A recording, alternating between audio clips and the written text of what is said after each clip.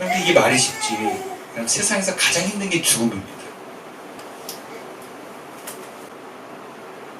다 죽음을 두려워합니다. 무슨 얘기냐? 모든 인간은 자기 포기와 자기 죽음을 두려워합니다. 남에게 요청하기는 쉽지만 내가 감당하는 것은 어렵습니다. 자기 소유를 포기하고 자기 에너지를 포기하고 자기 바램을 포기하는 것은 죽을 것 같은 고통입니다. 그래서 자기 포기와 자기 죽음은 자기만 선택할 수 있는 거예요. 남에게 강요할 수가 없어요. 그만큼 힘든 것입니다. 우리는 스스로의 선택에서만 하나님 나라를 향한 죽음을 선택하고 감당해 나갈 수 있는 것입니다. 그렇다면 우리는 남이 아니라 내가 어떻게 하면 예수님 안에 들어가는 그 죽음의 길을 그나마 선택하며 갈 수 있겠는가? 오늘 본문에서 두 가지를 이야기합니다. 먼저 13절 말씀 함께 읽어보겠습니다. 시작. 예수께서 들으시고 배를 타고 떠나사 따로 빈들에 가시니 무리가 듣고 여러 고을로 걸어서 따라오니라. 우리가 죽음의 길을 스스로 선택해 가려면 따로 기도하러 빈들로 가셔야 됩니다. 한마디로 기도하셔야 돼요.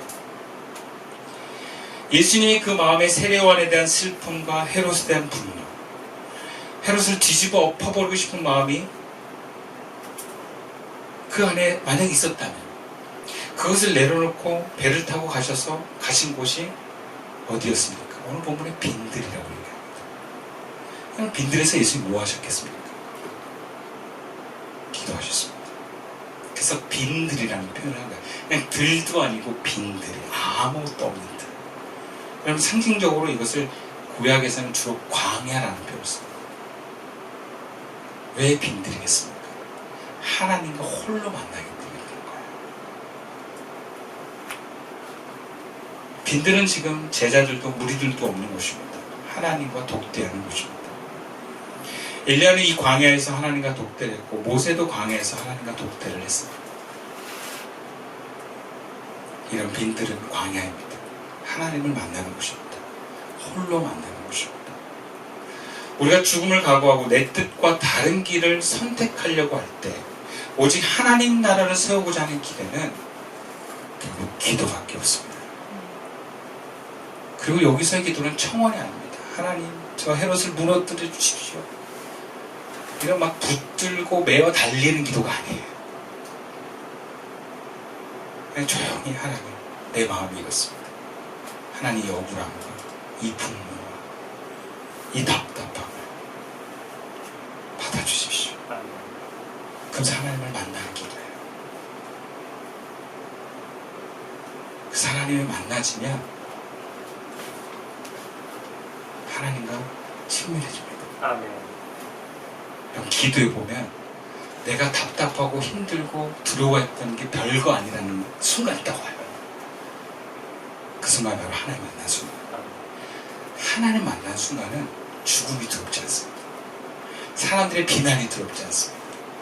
뭔가 내가 잃을 것 같은 소중한 것들, 가족, 돈, 건강 이런 것들이 두렵지가 않아져요. 하나님을 만난 순간.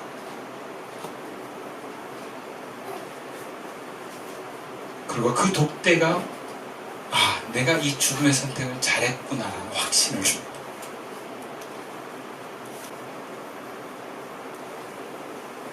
그럼 하나님과의 친밀을 경험하면 이것이 나의 포기를 통해서 경험되는 친밀이라면 죽을만 합니다. 죽을만 해요. 내가 포기할 만하다. 그래서 저는 늘 저에게 이렇게 질문해요. 너 다시 7년 전으로 돌아가면 너 다시 개척할 수 있겠니? 싫어요. 난 마음이 있죠. 이런 환경은 싫어요. 저 지금도 적응 안 됐어요. 이런 환경이. 근데 내가 만약에 개척을 하지 않고 하나님과 이렇게 가까워질 수 있는 방법이 없다면 저는 개척을 다시 합니다. 그만큼 하나님과의 친밀이 너무 귀하고 감사해요. 여러분 기도밖에 없어요. 그럼 어떻게 죽을래요? 못 죽어요. 하나님을 만나십시오. 기도해야 만납니다. 정말 죽을 것 같을 때 하나님도 만나주세요. 그러니까 죽을 것 같을 때 너무 두려워하지 마세요. 그 죽을 것 같을 때가 하나님을 더 깊이 만날 수 있는 기회가 될 것입니다. 두 번째로 우리가 어떻게 자기 죽음을 선택할 수 있겠는가? 오늘 18절과 21절의 말씀입니다. 제가 읽어볼게요. 이르시되 그것을 내게 가져오라 하시고 무리를 명하여 잔 뒤에 앉히시고 떡 5개와 물고기 2마리를 가지사 하늘을 우러러 축사하시고 떡을 떼어 제자들에게 주시매 제자들이 무리에게 주니 다 배불리 먹고 남은 조각 12바구니에 차게 거두었으며 먹은 사람은 여자와 어린이 외에 5,000명이나 되었더라. 그럼 우리가 예수님 안에서 죽음을 선택하려면 또 그 길에 다가가려면 오직 하나님이 원하시는 하나님 나라에 목적을 두십시오. 지금 예수님이 세례요한의 죽음에 어떤 저항도 뭔가 평도 말씀하시거나 행동하지 않고 배를 타고 예루살렘을 떠났어요. 그 떠나신 곳이 갈릴리입니다. 그럼 갈릴리는 이방의 사람들이 많이 함께 있는 지역이에요. 그리고 이방 사역의 시작점입니다.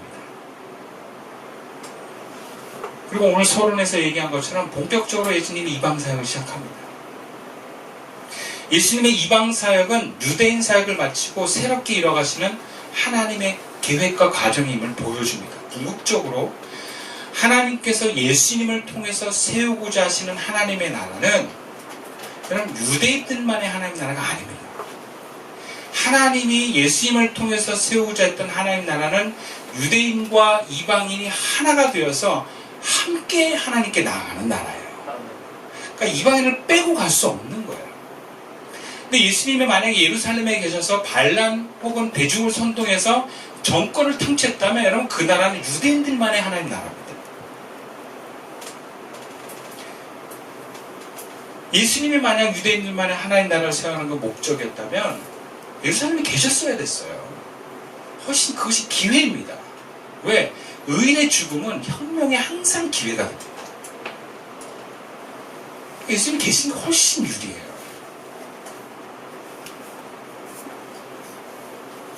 근데 지금 예수님의 하나님이 예수님 통한 계획은 유대인들이 원하는 하나님 나라가 아니에요. 하나님이 원하시는 하나님 나라. 여러분 같은 시간대에 예루살렘에 있는 것과 이 갈릴리에 있는 게 이렇게 차이가 납니다. 아마 예루살렘에 있었으면 막 혁명을 일으켜서 막 선동을 하고 사람을 죽이고 싸우고 막 그런 난리가 났을 거예요. 근데 지금 예수님이 그 동시간대 예수님이 갈릴리에 있었으니까 뭐 했습니까? 이방인을 포함해서 유대인까지 함께 풍요롭게 먹이고 하나님 말씀을 전하는 사역을 하십니다. 어디에 있느냐가 이렇게 차이가 납니다. 그렇다고 하나님의 능력이 약해졌습니까? 아닙니다. 예수님이 세우신 하나님의 나라는 유대인이 바라는 하나님의 나라가 아닙니다. 하나님의 뜻에 세우고자 하는 하나님의 나라는 하나님이 원하시는 이방인이 포함된 하나님의 나라였어요. 그런 관점에서 유대인과 이방인의 하나됨으로 세워지는 하나님의 나라를 세워가기 위해서는요, 예수님이 세례요한의 죽음에 아무런 반응 없이 비난과 비겁하다는 이야기를 감수하면서까지 가셔야 되는 거예요. 욕먹어도 빠져나와야 되는 거예요. 우리는 내가 바라는 하나님의 나라가 아니라 하나님이 바라시는 하나님 나라를 세우기 위해서 있어야만 우리가 나를 포기할 수 있는 사람이 됩니다. 여러분 우리는 유대인들처럼 우리가 행복한 하나님 나라를 세우려고 합니다. 여러분 오늘날 교회에서 가장 대두되는 게 뭔지 아세요? 가정 행복이에요. 가정 행복. 가족 회복, 가정 행복 이런 교회가 부흥을 합니다. 다 가족 우상화 시대에 살고 있습니다. 하나님 나라면 우리 가정 행복한 게 하나님 나라인 줄 알아요. 그래서 우리 가정을 항상 우선시해요. 교회도. 그럼 가족을 위해서 포기를 못합니다. 여러분. 목사도 예외가 없어요. 목사도 교회를 위해서 가족의 구성을 포기를 못해요. 그래서 엘리 제사장에 일어났던 사건들이 한국교회에 일어나는 거예요.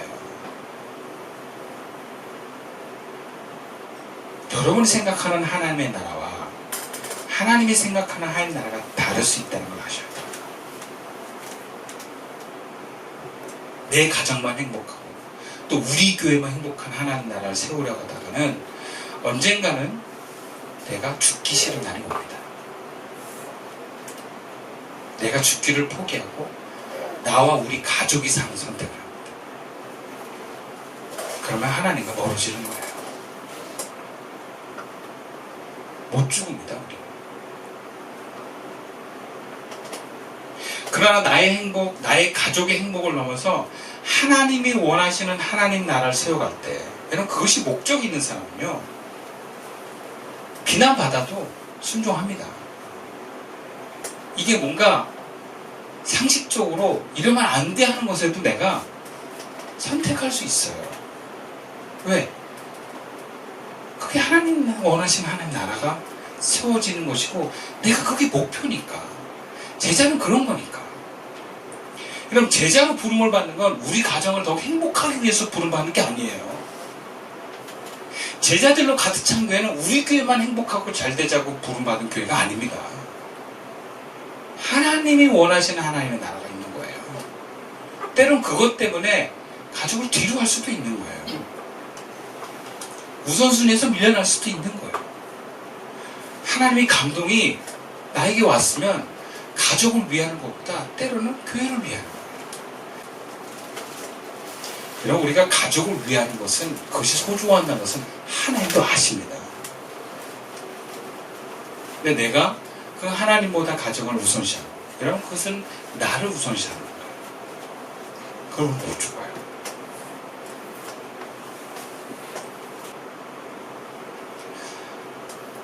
그러니까 우리가 참 포기해야 될 게 많은데 하나님 나라를 위해서 포기하는 것은 우리 영혼이 강건해집니다. 내가 무엇을 위해서 포기하느냐? 그럼 우리가 하나님 안에서 하나님 기뻐하시는 그의 나라를 위해서 포기하면 우리의 영혼은 더 만족되고 은혜가 넘칠 줄 믿습니다. 하나님의 나라는 얻으려고 하는 건 아니에요. 그냥 하나님이 기뻐하시는 것으로 충분합니다. 내 영혼이 만족돼요. 그러면 또 이런 기회가 있으면 갈 용기가 생기는 거예요.